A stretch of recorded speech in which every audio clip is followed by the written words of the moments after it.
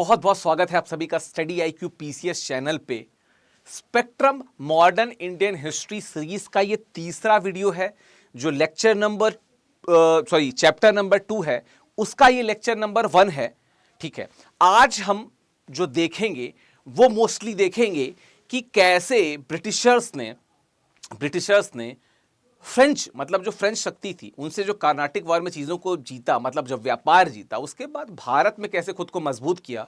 आज का जो वीडियो होगा उसमें हम ये देखेंगे। इसके बाद वाले वीडियो में हम उनके आगे के कुछ और जो सिद्धांत थे, डॉक्ट्रीन थे, जिस वजह से उन्होंने और साम्राज्य विस्तार किया, उसको सेकंड में देखेंगे। आज जो हम देखेंगे वो हम देखेंगे भारत में उनके इनिशियल साम्राज्य विस्तार को, जहां पे हम डीपली डिस्कस करेंगे प्लासी के बारे में, डीपली डिस्कस करेंगे बक्सर के बारे में। ठीक है, बात की जाए स्पेक्ट्रम सीरीज की तो उससे पहले मैं बता दूं, क्योंकि हम सबको पता है कि नया साल आने वाला है और नए साल में नया क्या है, तो नया है the biggest ever sale on Study IQ channel.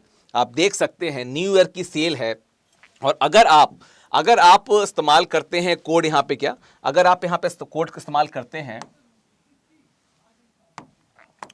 Code इस्तेमाल करते हैं विकास लाइव, तो ये चाहे वो यूपी हो, बिहार हो, उड़ीसा हो, पंजाब हो, असम हो, मध्य प्रदेश हो, जम्मू कश्मीर हो, हरियाणा हो, यहां के जो कोर्सेज हैं वो आपको मात्र 12,999 मिलेंगे, जिनका प्राइस एक्चुअली में क्या है 17,999, यानी लगभग 5,000 रुपए का आपको फायदा मिलेगा।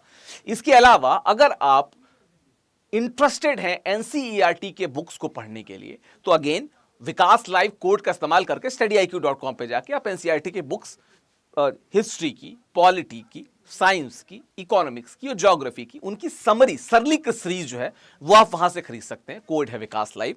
तो जो बिगेस्ट एवर सेल है इसका फायदा उठाइए और स्टडी IQ से जुड़िए, अपनी सफलता को मजबूत कीजिए, सशक्त कीजिए। चलिए शुरू करते। अच्छा, बात बता दूं कि 28 दिसंबर यानी कि आज से ही ये सेल शुरू है। ठीक है, 2 जनवरी तक ये सेल रहेगी और जो बैच शुरू हो रहे हैं वो 5 जनवरी, यानी 5 जो जनवरी की तिथि है, जो 5 जनवरी की तिथि है, उससे ये बैचेस शुरू हो रहे हैं 8 AM, मतलब 8 बजे सुबह से। तो देर ना कीजिए। ठीक है, 4 बांस 24 गज, अंगुल अष्ट प्रमाण, ता ऊपर सुल्तान है, मत चूके चौहान। तो जुट जाइए। ठीक है, चलिए शुरू करते हैं अपना लेक्चर। हम लोग बात जब लास्ट किए थे तो हमने बात की थी कि पहले भारत में आते हैं पुर्तगाली आते हैं। क्या नियत थी?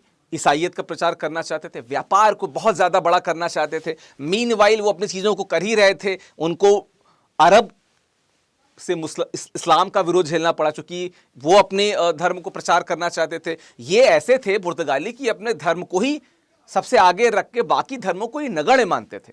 इस वजह से इनको ज्यादा होस्टाइल कंडीशंस का सामना करना पड़ा भारत में और अन्य जगहों पे। हालांकि चूंकि ये व्यापार करने आए थे, फिर ये चले जाते हैं। फिर हमको मिलता क्या है? देखने को मिलता है कि ब्राजील की खोज हुई है 1500 के अराउंड, चले जाते हैं ब्राजील ये। इनके बाद आते हैं डचों को जैसे ही वो अपने व्यापार को मजबूत कर ही रहे होते हैं, मसालों की बात कर ही रहे होते हैं, अभी थोड़ी देर पहले ही श्रीलंका पे कब्जा कर ही रहे होते हैं, इंडोनेशिया को देख ही रहे होते हैं कि वहां पे आ जाते हैं ब्रिटिशर्स। भाई एक व्यक्ति आता है ब्रिटेन से ट्रैवलर के तौर पे, चीजों को देखता है, बताता है, समझता है। ब्रिटेन में किताबों के द्वारा या डिस्कशन के द्वारा लोगों को पता लगता है कि भाई एक देश है जो समृद्ध है मसालों में, जो समृद्ध है रॉ मटेरियल्स में, चाहे वो कपड़े के हों या अन्य किसी भी तरीके के हों, समृद्ध है लोगों में, समृद्ध है संस्कृति में। उस देश तक चलो चलते हैं, माध्यम रहेगा व्यापार का, बाद में जो उनकी मंशा हो। ईस्ट इंडिया कंपनी सन 1600 ईस्वी, queen Elizabeth east India company की स्थापना करती हैं और ईस्ट इंडिया कंपनी की स्थापना के बाद भारत में ईस्ट इंडिया कंपनी आती है। और आपको एक बात बता दूं कि इसके पहले जो आए थे, जैसे मैं पुर्तगालियों की बात कर रहा था, वो 3 अगर मुख्य देखा जाए तो पुर्तगाली थे, ब्रिटिश थे और फ्रेंच थे। इनका ही तो प्रभुत्व ज्यादा दिखता है। बाकी डेनिश और डच जो थे वो कहीं ना कहीं जिसे कहते हैं ना कि वो नेपथ्य से ही चले जाते हैं। तो ये जो पुर्तगाली थे उन्होंने बहुत बार ट्राई किया कि इवन अकबर के इस काल में कई बार धर्म परिवर्तन के लिए उनसे बात की। अकबर चूंकि राजाओं में श्रेष्ठ थे, दीन इलाही चला रहे थे, वो इन सब चीज़ों पे मानते ही नहीं थे। उन्होंने कहा ठीक है यार, तुमको जो करना है तुम करो, हमें उस पर इंटरेस्ट नहीं है, हाँ लेकिन हम सर्वधर्म समभाव को मानते हैं, आपका स्वागत है। पुर्तगालियों को कह रहे थे। और पुर्तगालियों के लिए प्रॉपर जो चर्च कहते हैं, प्रॉपर गिरजाघर का निर्माण कराते हैं कौन? जहांगीर, है ना। तो ये चीजें चल रही थी। पुर्तगाली व्यापार करना चाहते थे और धर्म प्रचार करना चाहते थे। ब्राजील की खोज हो जाती है, ब्राजील चले जाते हैं, ब्रिटिशर्स आते हैं और यहाँ पे धीमे धीमे पहले डचों को हराते हैं, फिर पुर्तगालियों को भी उनका बस्ता बांध देते हैं। इस दौरान वहाँ पे फ्रेंच आते हैं जो उनको थोड़ा सा फाइट देते हैं। लेकिन चूंकि जो ईस्ट इंडिया कंपनी थी वो निजी कंपनी थी, फ्रेंच ईस्ट इंडिया कंपनी सरकार के द्वारा भेजी गई कंपनी थी। सरकार से कुछ मांग करते थे, 3 महीने बाद आता था, तब तक यहाँ पे ब्रिटिश अपना काम खत्म कर लेते थे। खैर, इनके बीच प्रभुत्वता की लड़ाई होती है कार्नाटिक वॉर के रूप में। और कार्नाटिक वॉर जब होता है तो हमें देखने को क्या मिलता है? देखने को मिलता है कि फ्रेंच जो लोग थे ऑस्ट्रिया के आधिपत्य की तरफ बढ़ते हैं। चेन्नई जो उस समय मद्रास था उसको छोड़ देते हैं ब्रिटिशर्स के लिए, क्योंकि पहले कब्जा लिए थे, कहते कि नहीं वो दो या ये लो। ब्रिटिशर्स को लॉन्गर विजन क्लियर था, उनको दूरदृष्टि क्लियर थी कि हमको भारत पे शासन करना है। कलकत्ता पहले से था, बम्बई उनको क्या कहते हैं दहेज में मिल गया था, और चेन्नई या जो मद्रास था वो एक्सला चैपल जो की संधि जो की द्वारा उनको मिल जाता है वापस से। फिर तो बल्ले बल्ले कर्नाटिक के तीनों युद्ध में ब्रिटिशर्स अपने मकाम मजबूत करते हैं, भारत में व्यापारिक कदम मजबूत रखते हैं। और वो जो पहला कदम उन्होंने रखा था, हम वहां से आज शुरू करेंगे। बिल्कुल, हम बात कर रहे हैं ईस्टर्न पार्ट की, हम बात करेंगे बंगाल की। ठीक है, तो ईस्ट इंडिया कंपनी और बंगाल की जब बात करते हैं, ईस्ट इंडिया कंपनी और बंगाल की जब बात करते हैं, ठीक है, ईस्ट इंडिया कंपनी और जब बंगाल की बात करते हैं, तो ये देखिए 1857 में ब्रिटिश क्षेत्र है। हम लोग नेक्स्ट इसमें थोड़ा सा डिस्कस करेंगे। अभी यहां पे आते हैं, ईस्ट इंडिया कंपनी और बंगाल की जब बात करते हैं तो बंगाल मिल चुकी थी, वाणिज्यिक हित था। आप अभी भी देख सकते हैं कि बांग्लादेश आज के समय में, डिस्पाइट ऑफ द फैक्ट कि वो भारत ने उसको पाकिस्तान से अलग कर दिया, वो प्रॉपर नया देश बना, तमाम विरोधों की वजह से, तमाम वहां पे इंटरनल डिस्टर्बेंसेस चल रहे थे, बावजूद उसके इकोनॉमिक डेवलपमेंट बहुत ज़्यादा है। पोर्ट सिटी है, जूट वगैरह का, कॉटन वगैरह का वहाँ पे अच्छा रिचनेस है, लोग वहाँ के मेहनती हैं, काम करना जानते हैं, और ये बात पूरे बंगाल के लिए लागू होती है। ऐसे ही बंगाल को कल्चरल कैपिटल, कलकत्ता को कल्चरल कैपिटल नहीं कहा जाता था। खैर, तो वाणिज्यिक हित के लिए अंग्रेज जो है वो बंगाल में जाते हैं। वहां पे जाने के बाद क्या होता है, वो ब्रिटिश से आयात का लगभग 60% हिस्सा बंगाल के माल का था। मतलब कि जो ब्रिटेन सामान भेजते थे उसका 60% भाग क्या था, वो बंगाल से ही जाता था। देख रहे हैं, उनको पता था यार, पता था कि किस तरीके से लूटना है, किस तरीके से इस साम्राज्य को, भारत के साम्राज्य को नेस्तनाबूद करके यहां पे बर्तानिया हुकूमत का झंडा बुलंद करना है। ठीक है, तो बात होती है, संबंध की बात की जाए तो बंगाल के साथ अंग्रेजों के नियमित संपर्क तब भी जारी रहा जब उन्होंने बालासोर, हुगली और कासिम बाजार, पटना और ढाका में कारखाने स्थापित किए। क्या लिखा है, बंगाल के साथ अंग्रेजों का नियमित संपर्क तब भी जारी रहा जब उन्होंने बालासोर, हुगली, कासिम बाजार, पटना और ढाका में कारखाने स्थापित किए। इसमें जो ये कासिम बाजार है, इसका कई बार आपने नाम सुना होगा पिछले वीडियो में, जहां पे चाहे फ्रेंच की बात की गई हो, चाहे पुर्तगालियों की बात की हो, सब वहां तक जाना चाह रहे थे। पर अंग्रेजों ने एक बार जब प्रभुत्व बनाया तो वे छोड़ा नहीं, ग्रिप इतनी मजबूत थी कि ग्रिप को हल्का छोड़ा ही नहीं। ठीक है, तो वहां पे ढाका में अपने कारखाने स्थापित कर रहे थे। ठीक है, बात की जाए तो ईस्ट इंडिया कंपनी ने 1690 के दशक में कलकत्ता की नींव रखी। ठीक है, कलिकाता, कोलकाता, बहुत नामों से उस समय भी जाना जाता था। कलकत्ता की नींव रखते हैं कौन? 1690 में ईस्ट इंडिया कंपनी, EIC। ठीक है, कलकत्ता को एक ब्रिटिश वाणिज्यिक उपनिवेश के रूप में स्थापित किया गया था। मुंबई ऑलरेडी इनको गिफ्ट में मिल गया था, जो उस समय बंबई था। मद्रास एक्स-ला चैपल से इनको मिल गया था, तो ये मजबूत हो रहे थे। ठीक है, तो क्या करते हैं, बंगाल को एक अपने उपनिवेश के रूप में, कलकत्ता को एक विधिवत स्थायी औपनिवेशिक क्षेत्र के रूप में डेवलप करते हैं। ठीक है, ये डेवलपमेंट क्यों मैं डिस्कस कर रहा हूं, वो इसलिए डिस्कस कर रहा हूं कि वो क्षेत्र है जो वहां पे एक युद्ध के बैकग्राउंड को जन्म देता है, वो युद्ध के बैकग्राउंड की ये नीति निर्धारित करता है। वो युद्ध जो युद्ध वास्तविकता में कभी लड़ा ही नहीं गया, या कई बार उसको ब्लैक होल की बात करते हैं, ईस्ट इंडिया या इंडिया के ब्लैक होल की बात करते हैं। आएंगे उस युद्ध पे। ठीक है, तो बात तो यहां तक थी। बात इसके आगे की जाए तो 16 जून सन 1756 की बात है, ब्रिटिश ठिकाने पे सिराजुद्दौला का हमला होता है। सिराजुद्दौला कौन है? ये है अली वर्दी खान के सुपुत्र। इनका हमला होता है। अली वर्दी खान की लास्ट हमने बात की थी। सिराज ने कासिम बाजार में अंग्रेजी कारखाने को जब्त कर लिया। किसने? सिराज। कलकत्ता की ओर प्रस्थान किया और फोर्ट विलियम पर कब्जा कर लिया। फोर्ट विलियम अगर आप भारत के इतिहास को इसके पहले कभी सुना हो, पढ़ा हो, देखा हो, समझा हो, तो फोर्ट विलियम का नाम कई बार आएगा, कई बार कॉलेज के रूप में, कई बार अन्य वजहों से भी। पहली वजह तो यहीं पे लिखी हुई है, ठीक है। अंग्रेजों ने फुल्टा, हुगली के दक्षिण में एक शहर है, वहां पे शरण ली, क्योंकि अभी सिराजुद्दौला को नहीं पता है कि क्या होने वाला आगे। अंग्रेजों ने, वो है ना शोले का वो डायलॉग होता है, वो जो क्या कहते हैं, हरिराम नाई वाली बात होती है, वैसे बहुत सारे लोग थे, सिराजुद्दौला को पता नहीं था कि जो अभी भी लोगों के लिए पैसा बहुत महत्वपूर्ण होता है। जब भारत में इतनी गरीबी थी तो एक तो पैसा, दूसरे गोरे लोग चिपनी चुपड़ी बातों में आ जाते हैं। नेक्स्ट वीडियो में तो और डिटेल में देखेंगे, आज तो हम पहले बंगाल और ईस्टर्न पोर्शन का ही हम लोग थोड़ा सा मजबूती से देखते हैं। खैर, तो भाई होता क्या है कि कासिम बाजार कारखाने को जब्त कर लेते हैं, कौन? सिराजुद्दौला साहब, अली वर्दी खां के सुपुत्र।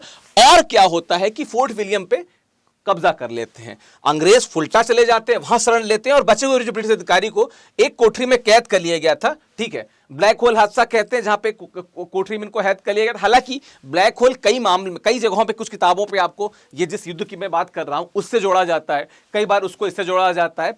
ऑथेंटिक बुक में आपको ये सेक्शन मिलेगा जहां पे आप ब्लैक होल हादसा जो देख सकते हैं, क्या कि जो ब्रिटिश अधिकारी वहां जाके शरण लेते हैं, क्योंकि यार ये इस मामले में ब्लैक होल था। ब्लैक होल क्या कहते हैं? जहां पे कुछ वापस नहीं आता है।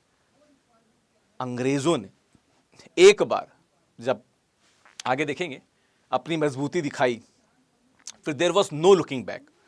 दे इंटर्ड इन इंडिया, मतलब after the thing which we are going to discuss अभी थोड़ी देर में, उसके बाद तो ऐसे वो आगे बढ़े हैं, उनका जो अभियान इतना विजय पूर्ण रहा, इतना मजबूत सशक्त अभियान रहा कि पूरा का पूरा जो भारत था, आपको लग रहा होगा ये व्यक्ति कितने मुस्कान के साथ बोला, पर अचल में इसके पीछे एक दर्द है। लेकिन मुस्कान इस चीज की, उनके साहस की, उनके दिमाग की। उन्होंने ये तो किया, हमारी जो कमजोरी थी उसको उन्होंने अपने मजबूती में बदला। और उस समय तक तो भारत में राष्ट्रवाद, नेशनलिज्म जैसा कुछ दिखता भी नहीं था, ठीक है। खैर, कैद हो गए। हमने क्या क्या चीज में देखा? हमने जो चीजें देखी वो क्या क्या देखी? हमने देखा कलकत्ता की स्थापना, एक मिनट, ठीक है, कलकत्ता की स्थापना देखते हैं। फिर हम देखते हैं कि उसको, सिराज को देखते हैं।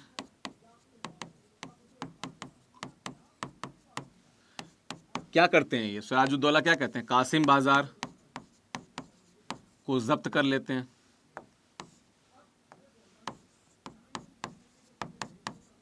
कासिम बाजार को जब्त कर लेते हैं। उसके बाद क्या कहते हैं? फोर्ट विलियम पे अधिकार कर लेते हैं।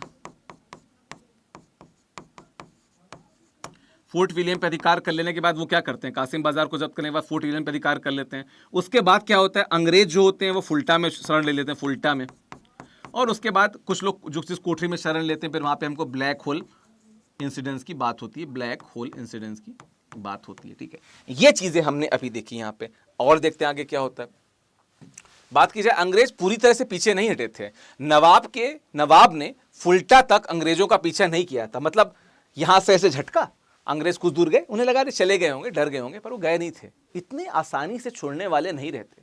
अगर इतने आसानी से छोड़ने वाले रहते तो 1857 के बाद भी चले गए होते, नहीं जाने वाले थे। मजबूती से यहाँ टिकने वाले थे। इस देश में लोगों की जिंदगी और खराब करने वाले थे। खैर, नवाब फुल्टा तक अंग्रेजों का पीछा नहीं किया और उसके नहीं, उन्होंने क्या कहते हैं, कलकत्ता की रक्षा के लिए कदम उठाए थे। 1757 की शुरुआत में क्लाइव ने, अब देखिए यहाँ पे दो नाम आएंगे, एक क्लाइव का आएगा, फिर एक हेक्टर मुनरो का आएगा। देखेंगे कैसे कैसे चीजें आगे बढ़ती। तो जो क्लाइव था, क्लाइव ने कलकत्ता को फिर से जीत लिया 1757 की शुरुआत में। और फरवरी 57 में नवाब और अंग्रेजों के बीच अलीनगर की संधि होती है। अलीनगर की संधि होती है, हस्ताक्षर होता है। नवाब कौन? नवाब है सिराजुद्दौला। अंग्रेजों में मतलब क्लाइव के बीच में संधि होती है, उसको कहते हैं अलीनगर की संधि। अलीनगर की संधि कब होती है? फरवरी 1757 में। अभी आएंगे हम, जून का उस दिन आएगा जब वो हम बात करेंगे। आप सबको पता है, आप कमेंट बॉक्स में लिख सकते हैं कि मैं किस चीज की बात कर रहा हूं।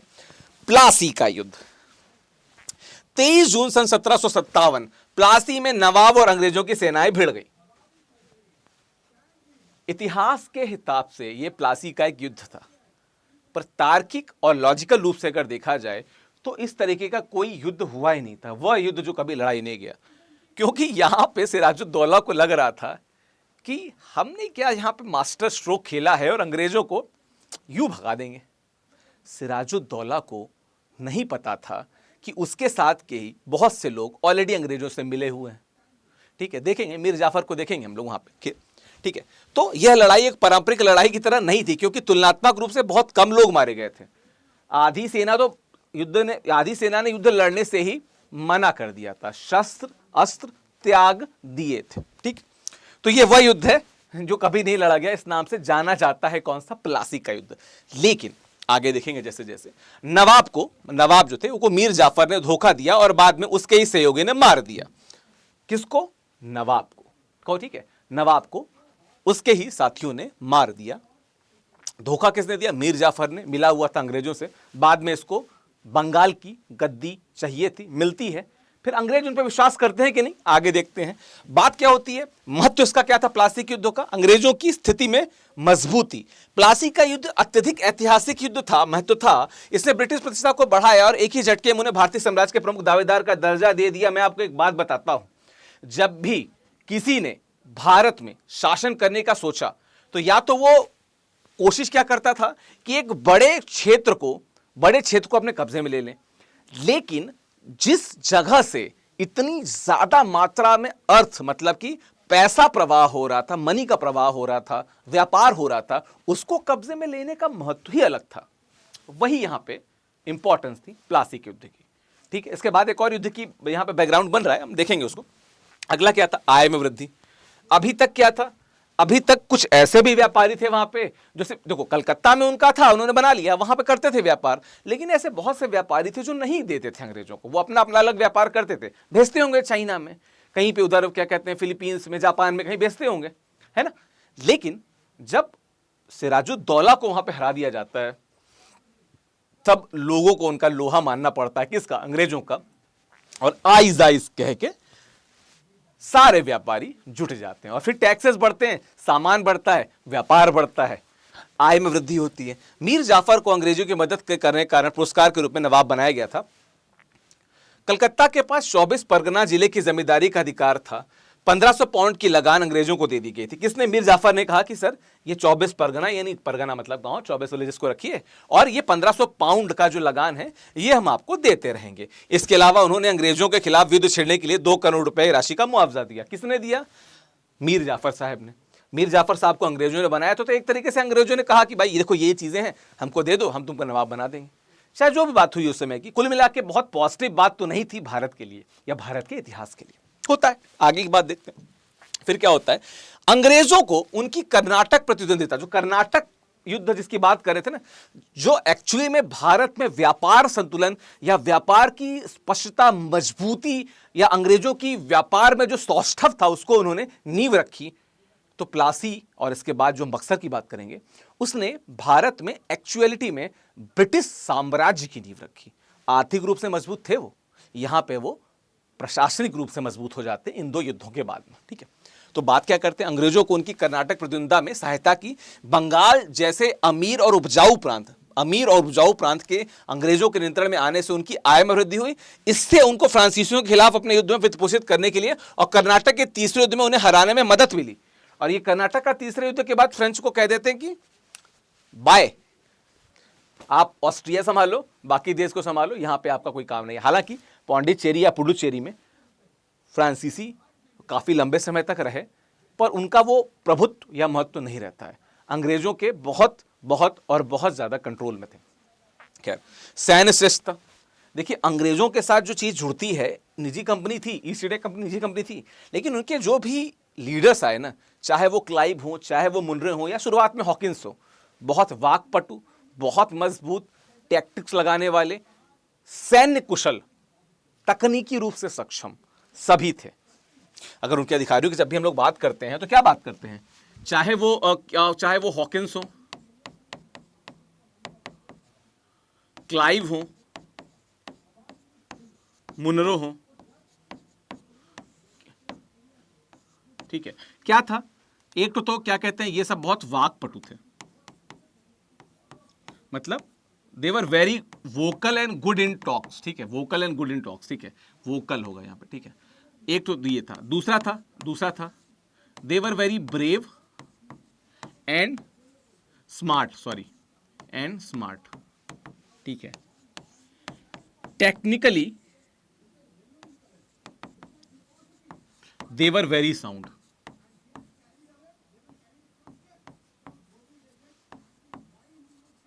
तकनीकी रूप से बहुत मजबूत थे।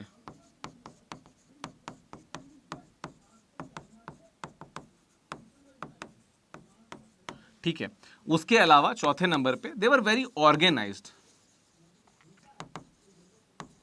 And they were very planned. चीजें उनको क्लियर थी कि हमको कैसे आगे बढ़ाना है, और बिल्कुल वैसे ही वो आगे बढ़ाते थे। कौन? अंग्रेजों के जो अधिकारी थे। ठीक है, तो सैन्य श्रेष्ठता उचित रूप से सुसज्जित सैन्य बल के रखरखाव के लिए अंग्रेजों को क्षेत्र का अनुदान प्राप्त हुआ और इससे भारत ब्रिटिश साम्राज्य की नींव रखी गई। इस लड़ाई को भारत में ब्रिटिश शासन का प्रारंभिक बिंदु माना जाता है, क्योंकि इसके बाद जो होगी ना, जो बक्सर के युद्ध की हम बात करेंगे, जब एक व्यक्ति आएंगे मीर कासिम, जुड़े हुए हैं किससे? मीर जाफर से।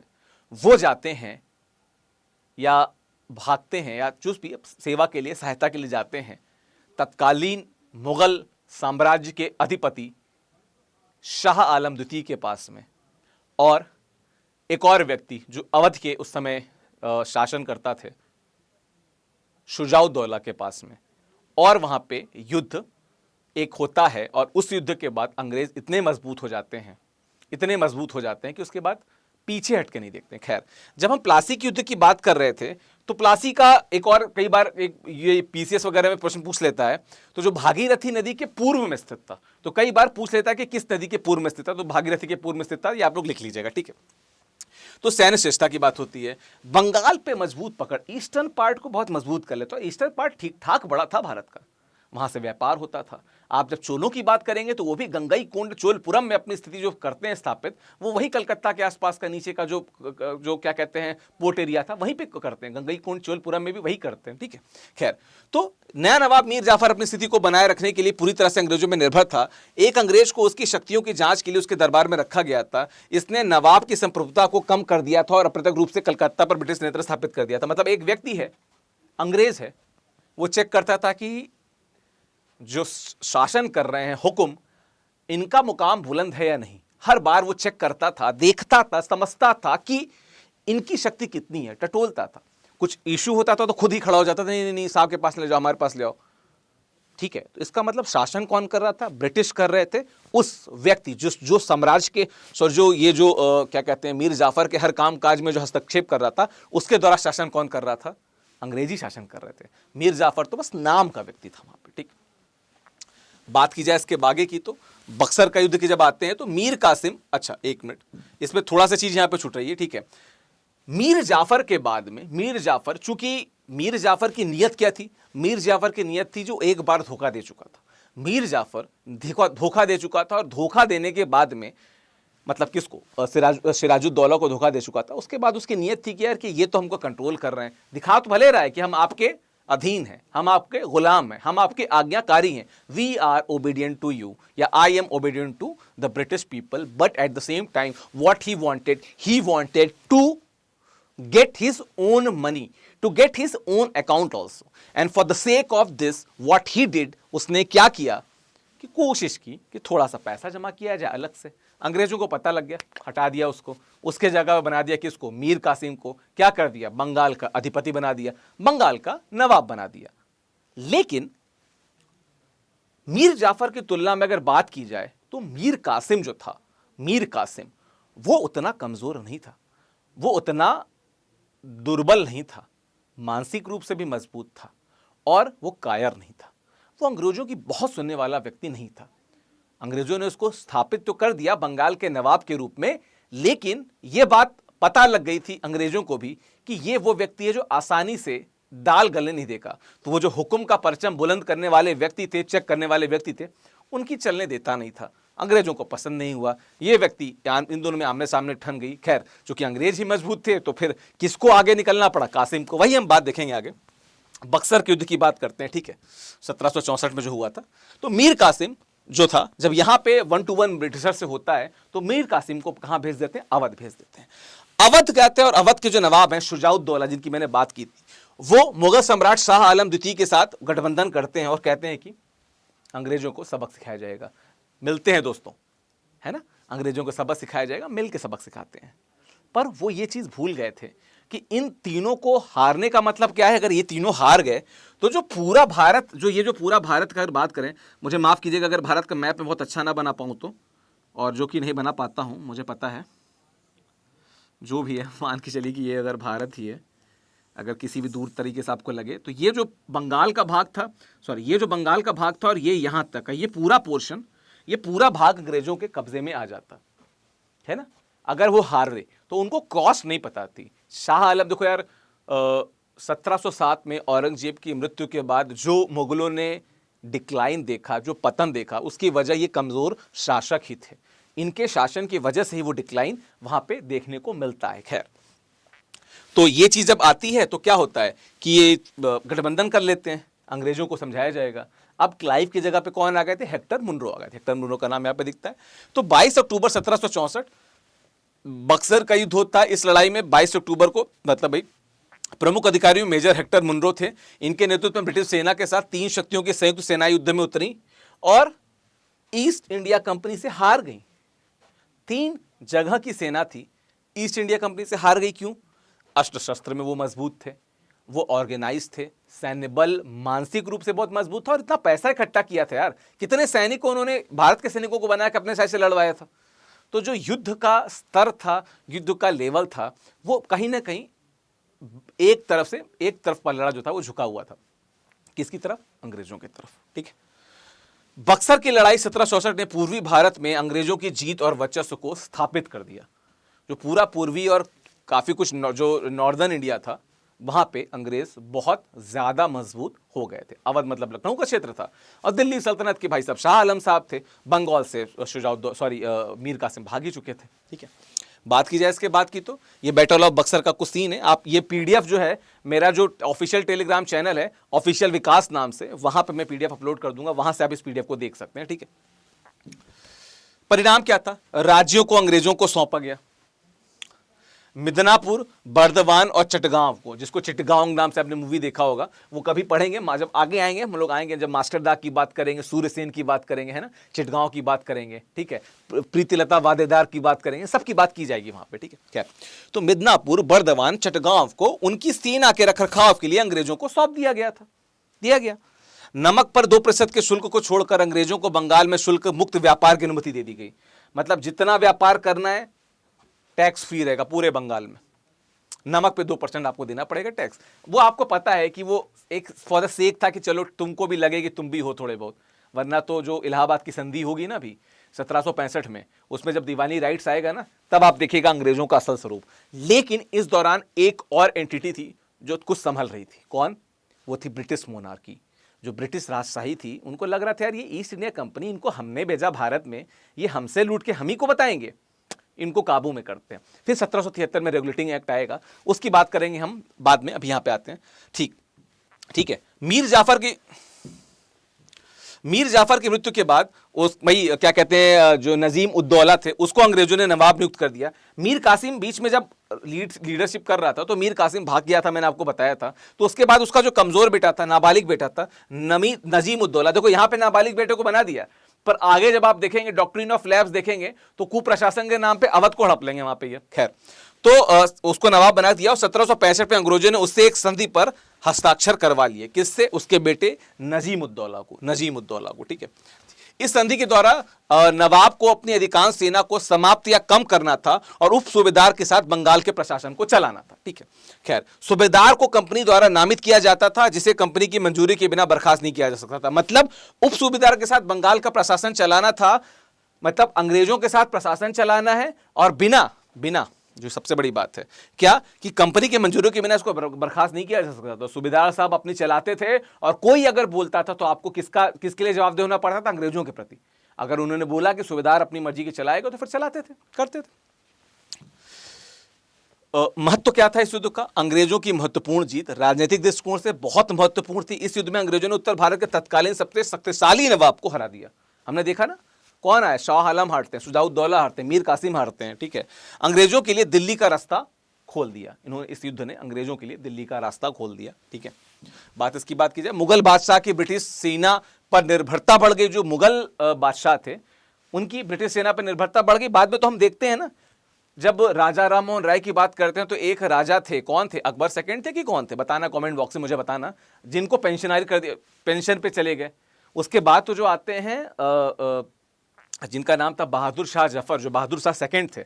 शुरुआत 1707 में Bahadur Shah first, last Bahadur Shah second, जो 1857 में रहते हैं। वो एक तरीके से पेंशनर थे, बाद में गुलाम रंगून में उनकी भी मृत्यु हो जाती है। खैर, तो बंगाल और बिहार की दीवानी अंग्रेजों को दी गई, ठीक है। 1765 की संधि, जो इलाहाबाद की संधि कही जाती है, इलाहाबाद की संधि ने कंपनी को बंगाल का स्वामी बना दिया। बंगाल और बिहार की दीवानी और बंगाल का स्वामी बड़ी टाइटल्स थे, बड़ी बात थी। बक्सर में हार के बाद शुजाउद्दौला और सम्राट शाह आलम द्वितीय को इलाहाबाद की संधि पर हस्ताक्षर करने के लिए मजबूर होना पड़ा, जिसको अभी हमने बात किया।